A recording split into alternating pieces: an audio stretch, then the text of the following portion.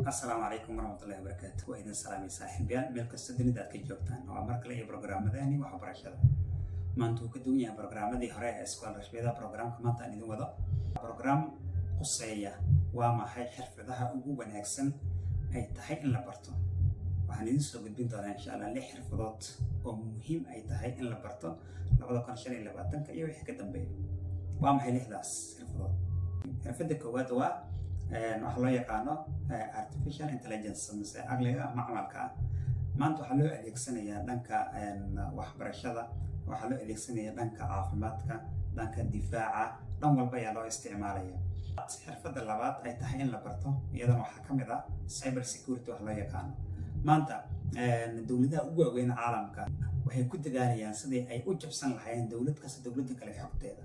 sidoo kale businesska mase wax loo yaqaano kambaniyasha iyo warshadaha waxay u baahan yihiin xirfadlayaal oo u ilaaliya xogtooda si aan loo dhicin mase loo jabsan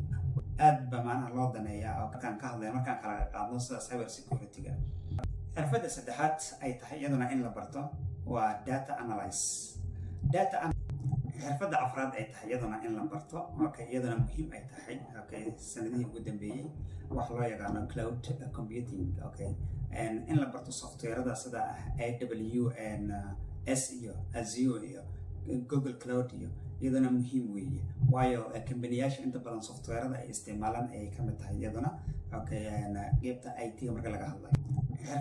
xirfadda shanaad iyaduna waa digital marketing and SEO waxa loo yaqaano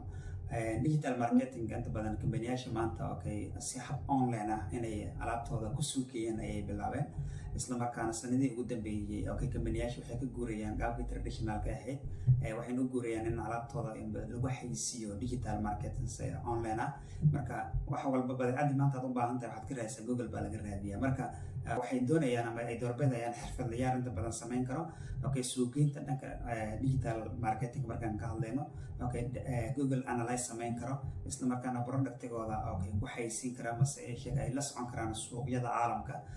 isbedelka uu ka socdo marka digital marketing waa xirfadda shanaad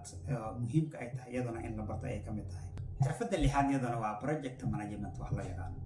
in la helo shaqaale mase xirfadlayaal agaasimi karo isku jaangoyn karo hadafkii ay dejisatay kambanigaas mase warshadaasi iyo weliba budgetkii looga talagalay sidii la rabay oo u fulin karo in la helo iyadana waa muhiim weeye marka project management iyadana waa mid ka mid ah xirfadaha ugu wanaagsan waqtiga aan joogno ay tahay in la barto marka lixdaas xirfadood ayaa maanta idin soo wadaagay waxaan isku dayaynaa inaan wacyiga dhanka waxbarashada aan sare u qaadno insha Allah daleri anagoo ka faa'iideysanayno social media insha Allah doona insha Allah wax kasto waxbarasho ku saabsan oo aan isleeyahay dhalinteena Soomaaliyeed ay muhiim u tahay in la wadaago oo idin soo wadaagi doona insha Allah inta karaankeyga insha Allah waxaan ka codsanayaa inaad subscribe saartid channelka hadduu ku soo gaaro muuqaalkeyga aad baad u mahadsantahay. Assalaamu calaykum waraxmatullaahi wabarakaatuh.